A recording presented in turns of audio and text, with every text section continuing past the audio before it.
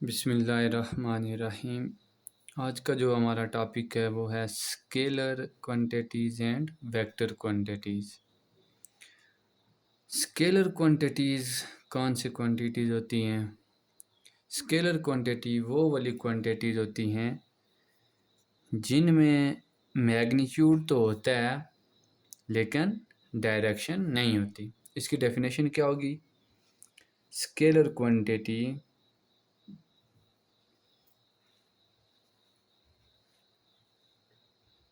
Scalar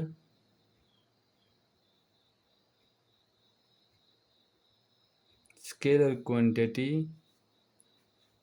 are those quantity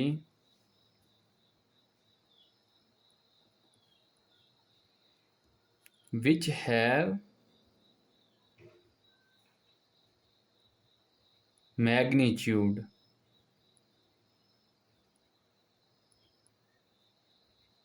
जिसका magnitude हो। आप सोच रहे हैं कि मैग्नीट्यूड क्या है? मैग्नीट्यूड असल में किसी चीज़ का जो साइज़ होता है ना, हम उसको क्या कहते हैं? मैग्नीट्यूड। ठीक हो गया? जिसका मैग्नीट्यूड हो बट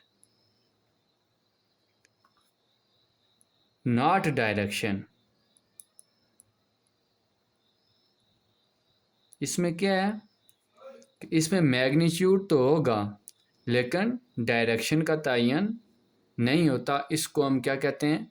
स्केलर क्वांटिटी। अब स्केलर क्वांटिटी की जो एग्जांपल हमारे पास हैं वो आप कह सकते हैं कि हमारे पास जो मैस है, फॉर एग्जांपल कि जो मैस है ये क्या है?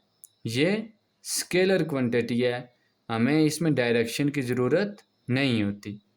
ठीक हो गया? अगर हमारे पास वॉल्यूम है, इसका मैस तो हमारे पास है लेकिन हमें इसकी डायरेक्शन की ज़रूरत नहीं पड़ती। इसको हम क्या कहते हैं? Scalar quantity. इसी तरह हमारे पास अगर हीट है, ठीक हो गया, ये भी हमें इसकी डायरेक्शन की ज़रूरत नहीं पड़ती। ठीक है, ये स्केलर क्वांटिटी की क्या है? ये एग्जांपल है। ठीक हो गया? अब वेक्टर क्वांटिटी कौन सी है? Vector quantity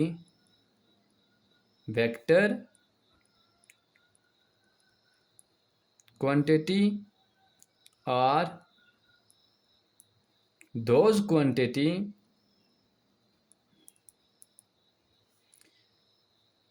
which have magnitude।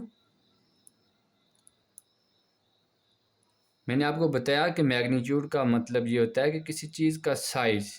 ठीक हो गया? Which have magnitude as well as direction. Vector quantity वो क्वांटिटी होती हैं जिसमें मैग्नीट्यूड के साथ साथ डायरेक्शन का भी जिक्र किया जाए, उसको हम कहते हैं वेक्टर क्वांटिटी। अब वेक्टर क्वांटिटी की एग्जांपल कौन कौन सी हो सकती हैं?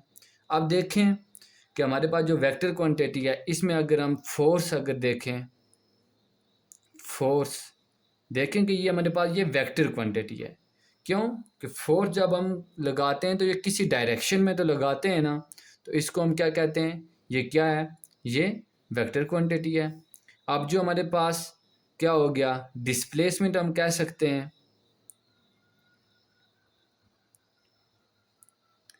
डिस्प्लेसमेंट जो हमारे पास है ये क्या है? ये वेक्टर क्वांटिटी है।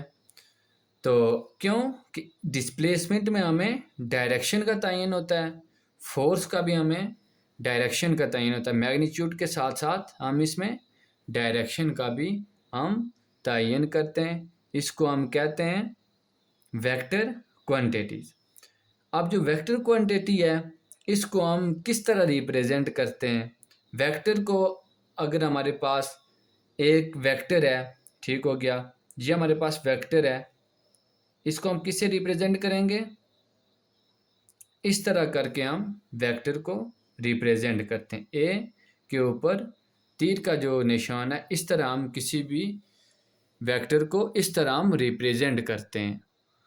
और देखें कि ये जो हमारे पास ए के ऊपर जो तीर लगाया हुआ है हमने, ये किसके इक्वल उठता है? ए इज इक्वल टू, यानी कि ए वेक्टर इज इक्वल टू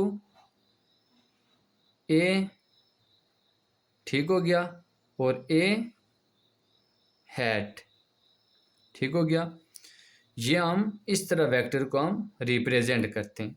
अब देखें कि ये जो ए हैट है, ए हैट जिसके ऊपर हमने ऐड लगाया हुआ है, ये क्या करता है? ये किसी भी वेक्टर की डायरेक्शन का तयन करता है, ठीक है। ये जो ए हैट है, ये क्या करता है? ए हैट शो डायरेक्शन। ए हैट क्या करता है? ये डायरेक्शन को शो करता है। और ये जो ए है, सिर्फ ए लिखा हुआ है जो, ये क्या है? ये मैग्नीट्यूड को शो करता है। किसको शो करता है? ये मैग्नीट्यूड को शो करता है। और ये जो हमारे पास है, ये क्या है? ये वेक्टर है,